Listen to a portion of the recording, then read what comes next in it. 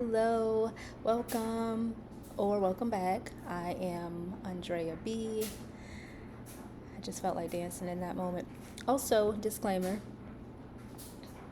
you may hear noise. Sounds like someone's getting beat up in the background. No one's getting beat up other than my clothes in the dryer. And I really wanted to record. I'm confident that my voice will not be canceled out by the dryer. As loud as it may be, I'm confident that you all can still hear me.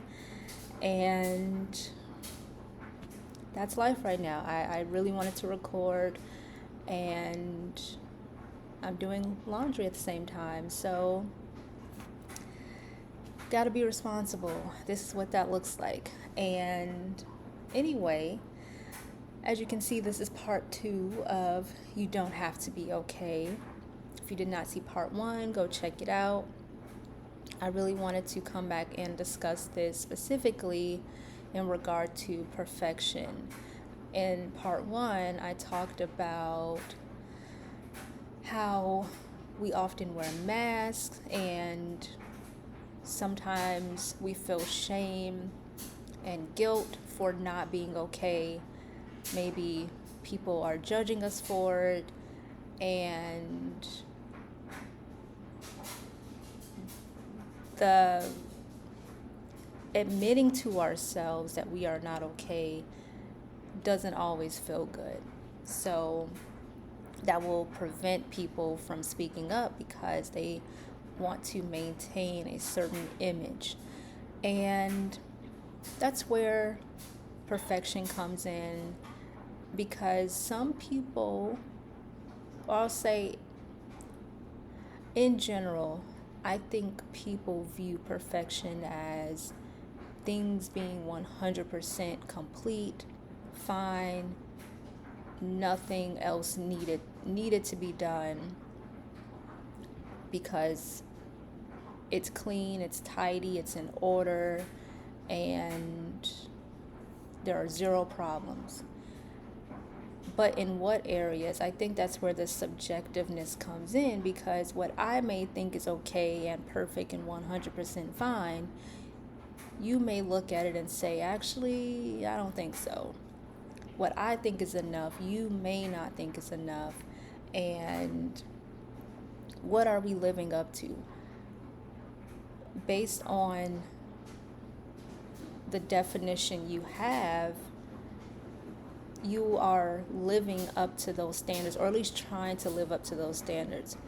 And I think that's why perfection is such an unfair standard and weight to carry, because who says things have to be 100%?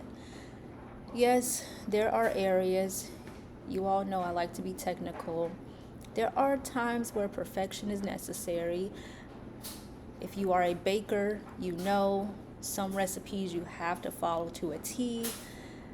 Perfection is golden. But even in that example, it may not taste great. So it may be baked perfectly where, on TV when the cake falls, maybe you did everything correctly so the cake doesn't fall, but maybe you didn't make it taste good. So someone may say, oh, it's almost perfect, or let's say it actually does taste good and it didn't fall, it's decorated perfectly.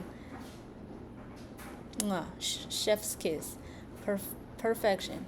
And so, yes, there are times where things being 100% is necessary. And then there is some flexibility where it's okay to be at 90%, 95. Things don't always have to be at 100%. And the reason I think this is so important is because, going back to the standards, most of us have a set of standards that we are living to, and we're likely being really hard on ourselves because we think it has to look a certain way. If it doesn't look this way, it's not good enough. And then we are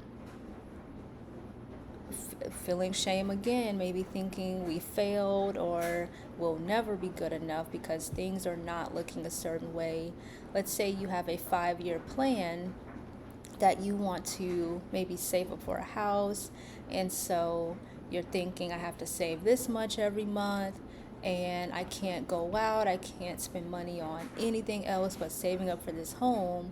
And who says it has to be that way? If that's what you want to do, go for it. But if you are living or are striving for a certain level of standards that you don't really want for yourself, you are likely causing unnecessary stress. And chances are you would not desire saving up for that house because the process of getting there is so dreadful. What's the reward in it? Because you already don't want to do it. And usually when people don't want to do things, they're not looking forward to it. It's something you want to avoid doing, and so you look for something to replace it. You say, I don't like this saving plan, so instead of saving for the house, I'm just going to go shopping, and I'll just add double for next month or into my savings plan. That's also an option. But in order to explore those different options, it obviously requires flexibility. And if you don't allow for flexibility, your approach will likely always be very black and white. It has to be this way or no way at all. If it's not this way, it's not good enough. And you probably need to ask yourself where these standards are even coming from. It's easy for standards to be placed on us externally, what other people think we should be doing, or even what we see and view from our environment. Sometimes you may be walking down the street and you may hear a conversation and a woman may say, oh, this is how I save for my home, and maybe her friend, her husband is there agreeing with her that, yep, that was the right approach. And then you're thinking, oh, I should be doing that too. I didn't know that. And that's just a glimpse. And you don't even know if that's even true or what the rest of saving for that house even looked like for that person. But because you heard it and a few people agreed, you take that on as, oh, this is how it should be.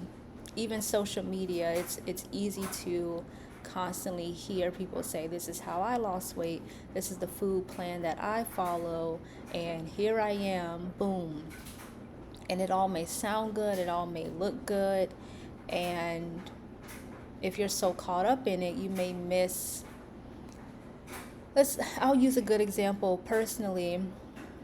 This was in 2022 when I was I did a raw vegan lifestyle for about 2 weeks. And I thought I had to do it in order to live my healthiest, best life. And it got to a point where I didn't even trust. I looked at the process of how potatoes and peanuts grew because I never knew. I just ate potatoes. I didn't do any investigating on how they grew. And so the more digging I did, the more I just questioned, where the heck is food coming from? And then the more research I did, the more articles were saying how some potatoes and even the peanuts may not be as safe to eat. And then I was looking at fruit and seeds and how seeds grow from, or fruit grows from, like if you have an apple, you just recycle those seeds, grow more apples. And I'm thinking, well, where the heck are the original seeds coming from? Like, I want to go to the original source. And if I can't go to the original source, I won't be eating this. And I was just all over the place. My beliefs were rigid with food. And it wasn't all that great because I was trying to make baby steps toward living the best, clean, healthy life that I thought I needed to live. And all that did was create a fear of food. Now, in this long winded example, I bring that up because during that raw food journey, I came across a book by medical medium about celery juice being the golden ticket. And I forced myself to drink celery juice for about 2 days. I say forced because it was gross. It was disgusting, salty. I enjoy to eat celery, or I enjoy eating celery, especially with a little bit of peanut butter. But I was just drinking the juice. It was gross, but I did it because I thought I had to, and I did not want to. But I thought I had to because that's what medical medium was suggesting. Other raw foodists loved and raved about celery juice. And even going back to the peanuts, a few people banned peanuts because, and just nuts in general, because of the process that it takes for the nuts to get to our grocery store shelves. Same with potatoes. I even inquired about eating raw potatoes. I never did it, but I said, well, is it possible? Do people actually eat raw potatoes? Because the whole point is to eat food that is not cooked, or if it is, it'll be at a certain temperature. And even that is different because so many people say 115 is the temperature, or not cooked at all. And everyone had their standard of what's considered raw food and not. And because it wasn't as straightforward, I was confused, obviously, because I'm thinking I just want to do what's right. I needed someone to tell me, this is what you have to do. I wanted the information to be consistent across the board, and that wasn't it. I wanted it to be as simple as you stop at a red light, but it wasn't that simple.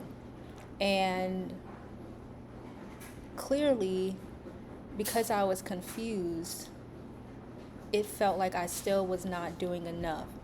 And I eventually gave up the celery juice, just could not do it, and also did not continue the raw food lifestyle either. Just guess what I ate to break that? Had some potatoes and some mashed cauliflower and things. I was still vegan at the time, but just not the raw food. And so I enjoyed my cooked potatoes with a little hot sauce and ketchup. Anyway, I say all that to say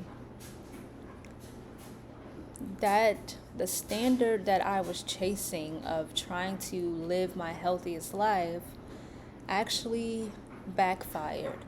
And I was listening to people that claimed to, one guy even said all he ate for a year was potatoes. Another person said all they ate were oranges, and then person said all I ate was peaches, and I cleansed and parasites were released. And so I'm thinking, is this what I should do? And I never got to that point because I was so afraid of what could happen, because I am not used to people in my day-to-day experience talking about only eating raw food, and most of it was coming from people on the internet.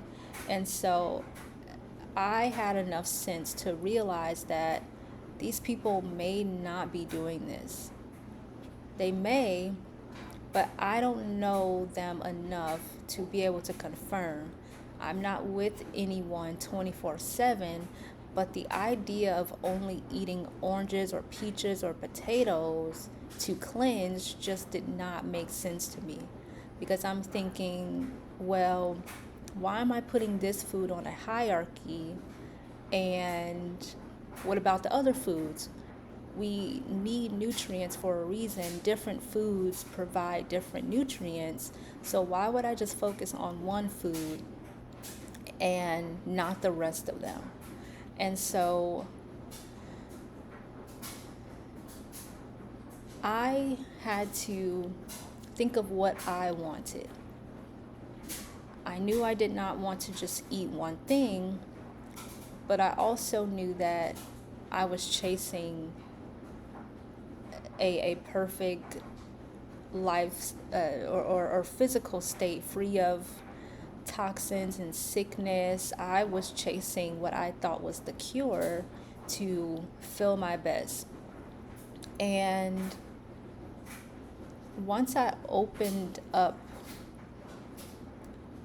as far as hearing different stories, I realized that some people can be healthy with vegan food. Some people can be healthy with eating meat, and healthy does not look a certain way.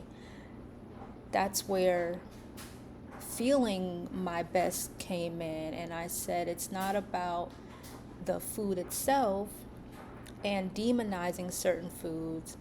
It's just about eating, focusing on how I feel.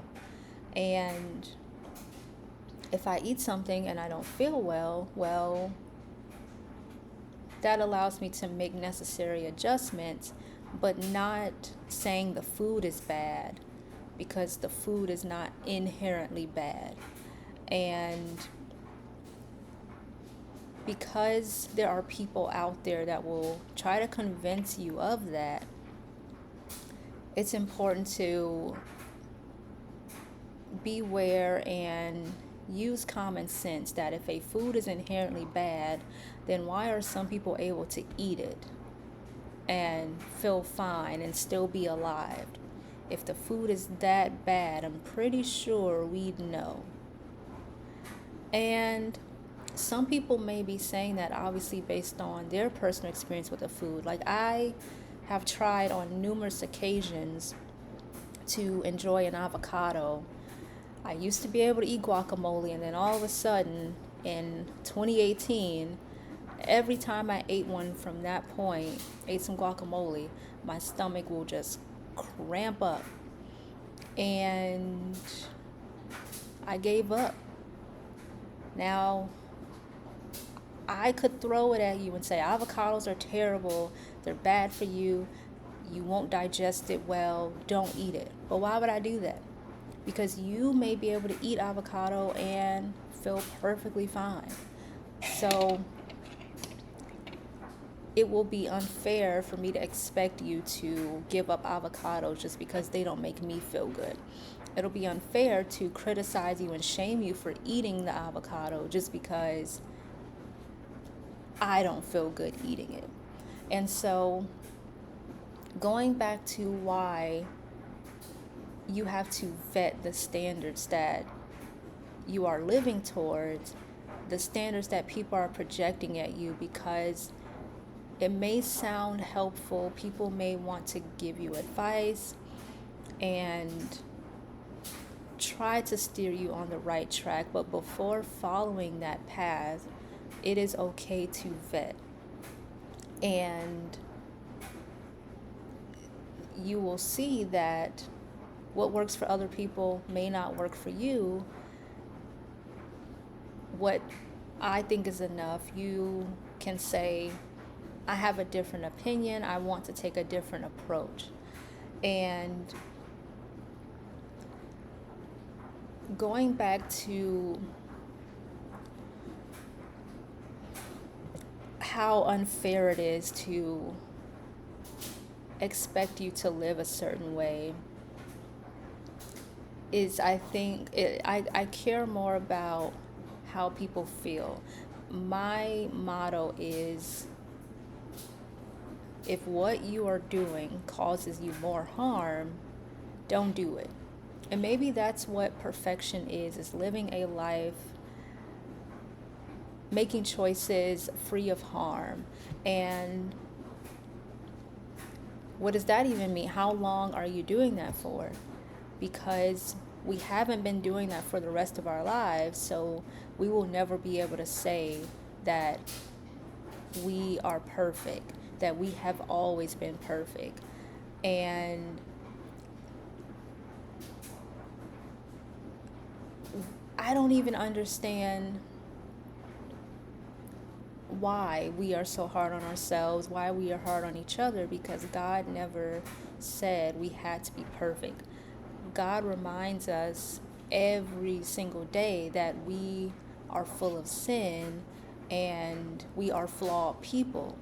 So if God Himself is even saying that and offering salvation and redemption, why are we being so hard on ourselves, trying to chase a standard that is unrealistic? And that's why I think it's unfair to expect people to always have it together, to always have the answers, because people just don't. And going back to my example of food, I learned at a point that there was no way to guarantee that eating something will give me the result I'm looking for, because I was looking for the perfect solution to not be bloated all the time or ever, or to eat foods and to just feel good. And I realized I won't know how a food will affect me until I eat that food. And that became scary for me because I wanted certainty. I wanted to know that what I was doing would produce the result that I was looking for. And sometimes we have to go through life to figure out how something will affect us. And that's exactly what I learned to do, is to not be afraid of not just food, but life itself, and experiencing things and taking those risks, because I allowed myself to accept that I don't have it all together, that I don't have it all figured out. And people call it intuition and following your gut. And yes, that's why we have feelings. If we were not supposed to feel afraid or sad or hurt, we would not be able to feel it. We have these feelings for a reason. We are supposed to experience them. And even imagine a world where you never felt sad. Is that what you call perfect? I can even, same example, I remember maybe last week or 2 weeks ago, I was feeling anxious and thinking how frustrating it was. And then I stopped and said, well, feeling anxious is not the worst thing in the world, because I'm supposed to experience anxiety. And there is a certain amount of stress that humans are supposed to experience, and stress can be necessary, anxiety can be necessary. It goes back to feelings alerting us of something. If your stomach is hurting, your body is saying, hey, something is not right here. If your head is hurting, I need your attention. It's throbbing for a reason. Look at me, tune to me, feel what I'm sending you so that you can do something about it. Our bodies are not trying to hurt us. They want to help us by saying, hey, you feel that knocking? I want you to know that you're not doing your best right now and you need help. You need reinforcement. So we are supposed to feel. Feelings are meant for feeling, so why not feel them? Why would I have expected myself to not experience anxiety? In that moment, I said, all right, well, it sucks because my chest felt a little tight, and I'm thinking, well, it's here. I'm supposed to feel this, and that's the lesson that I learned in that moment, is that, oh, well, life is not meant to be perfect. I am not supposed to be void of feelings. If I were, God would not have given me feelings to feel. So I say all that to say,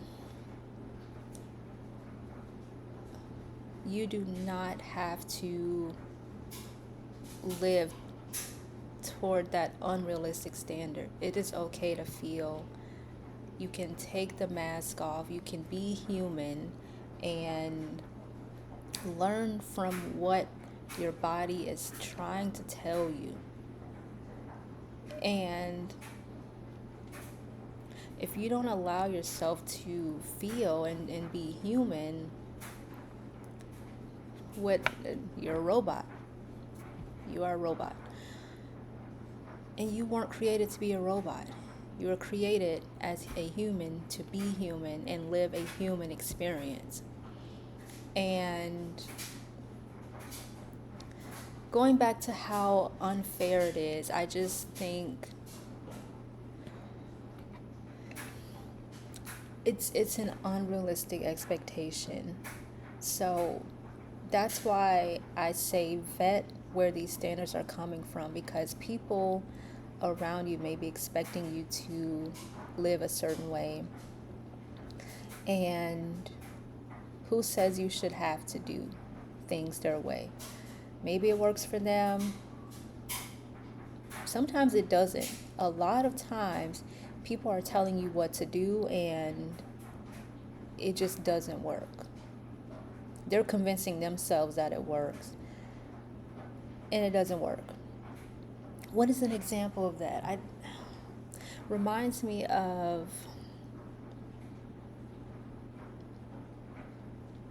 no, not that example. I'm trying to think of some bad advice that I've been given. I can't think of anything. Maybe did I give bad advice to somebody? Probably have, but I can't remember. No. I won't say that I have then. I would have to go and ask all the people that I've given advice to if it was bad.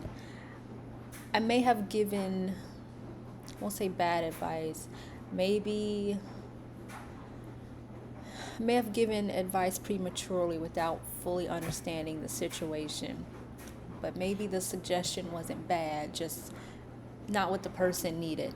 So, bad advice. I have an example. I hear this all the time where women are told to date around and explore other options or live your wildest life in your 20s and travel, and as you get older then you can begin to settle down. But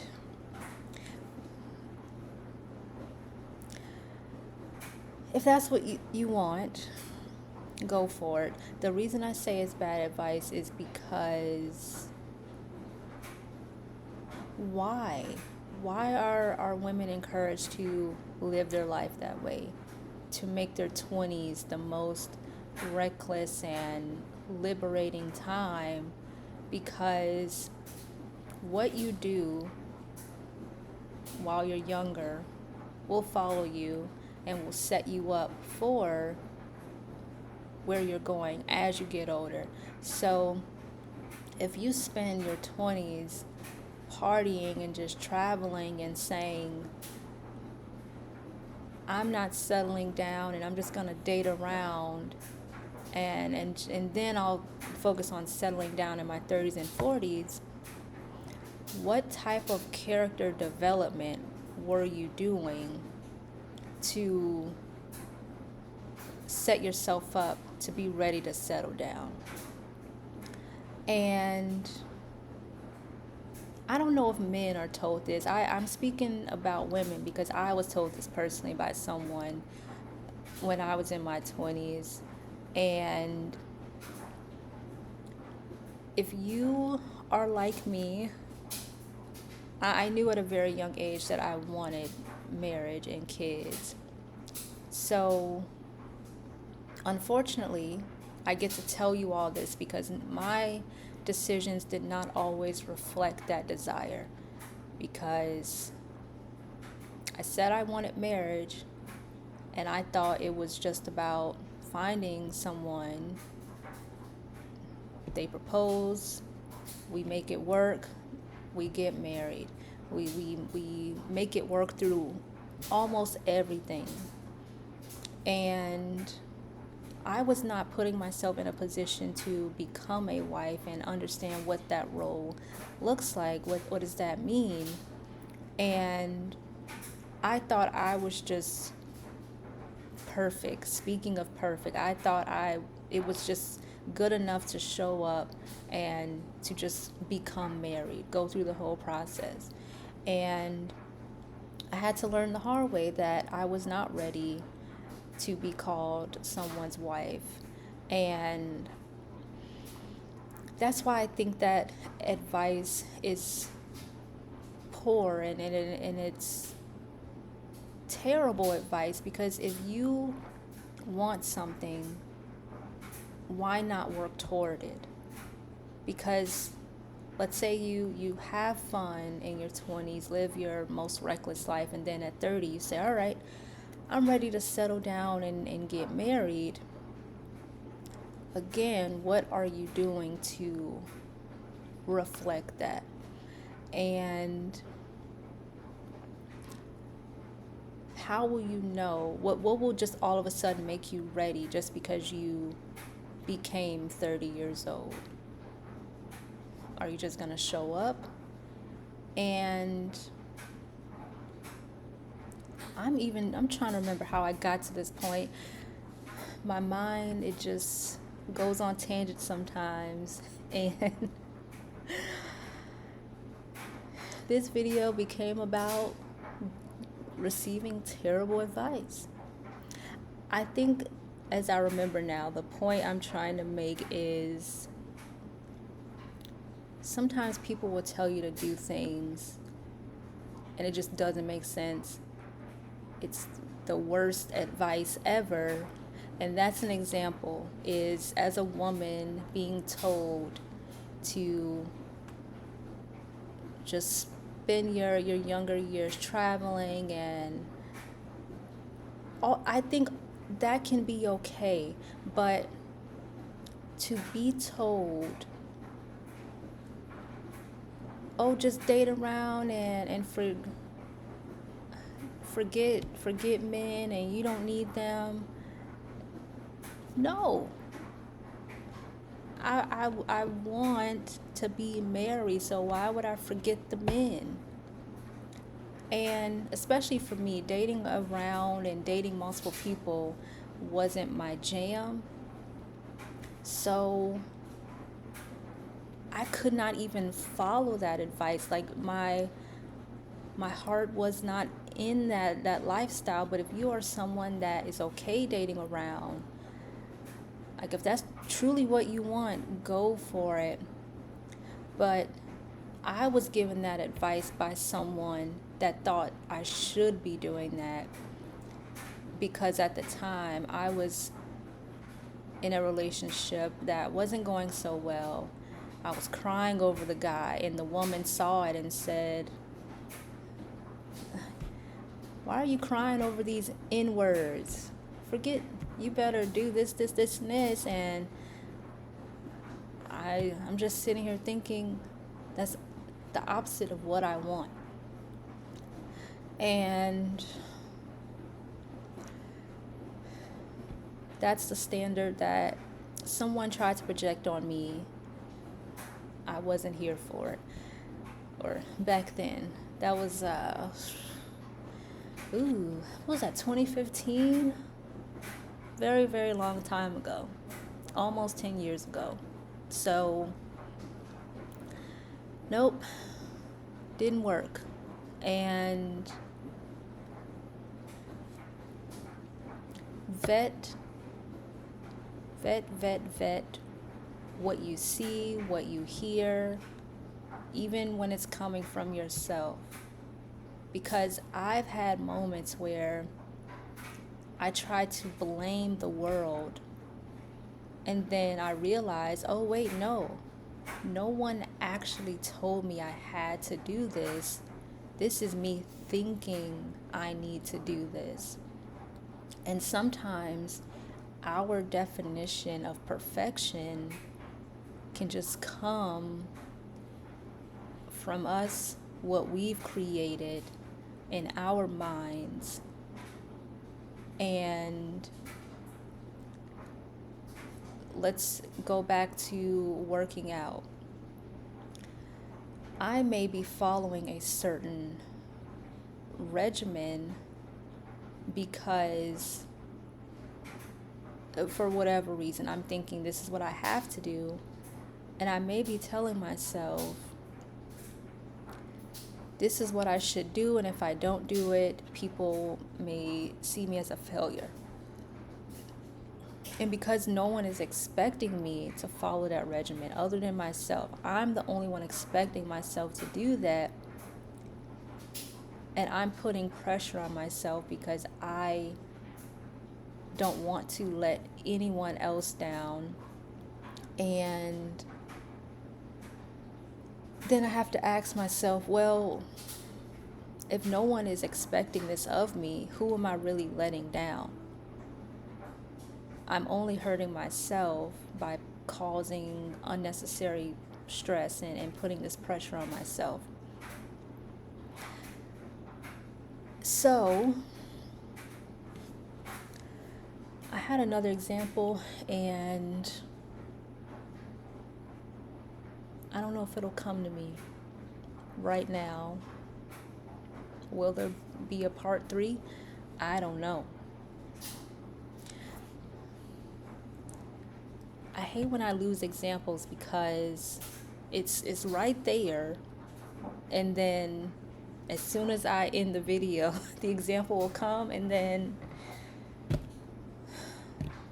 there will be a part 3 at that point. But I actually thought this video would be shorter and just straight to the point, because it is that simple. You don't have to have it all together. And I think giving these examples are helpful because maybe you relate to what I've shared, or you can just use it and maybe you can say, I know someone like that. Or hearing my examples may spark an example in you.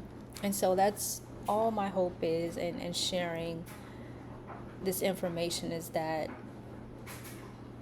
you can just hear it and use common sense, use logic, apply it to yourself as needed. Because you may hear me talk about working out and say, oh, I can't relate, I don't get her next. But working out is only one part of my life, only one part of yours, or maybe not. But again, I spoke about saving up for a home, or even my relationship with food. Maybe you can relate to that. And so in general, it is okay to be flawed. We have permission. We are just expected to be flawed. Since we came into this world, we were born and no one expected us to get off the delivery table and start walking. If you did do that, they probably would have chained you up because they're thinking you are an alien. This is some supernatural bull jive, and get this, that's not a baby. Get this demon, this thing out of here. You'd be in a lab plastered somewhere because everyone would want to film you and say you'd be all over the news if you started walking at one or not one, just off the delivery table. So it's okay that that's not you. I don't know anyone that just started walking as soon as they were born. And that's what I mean. I know my examples you may think they're weird, but this is literally how my brain works. Like, I have to break things down this simple to realize how okay it is to learn and figure out along the way and to work our way up. That is all you should expect of yourself, is to work your way up. You don't have to have a house by 30. You don't have to have to be making six figures by 25. It's okay to work your way up to it. We are all so very different with different circumstances, and shame on anyone for expecting you to be somewhere by a certain time. If you are expecting that of other people, why? I can't answer that for you. So, that is all from me for today. And as always, I pray that you are encouraged, and like, subscribe, turn on notifications if you haven't already, so that you can receive updates when I post again. And thank you for enduring my dryer in the background. Until next time, peace out.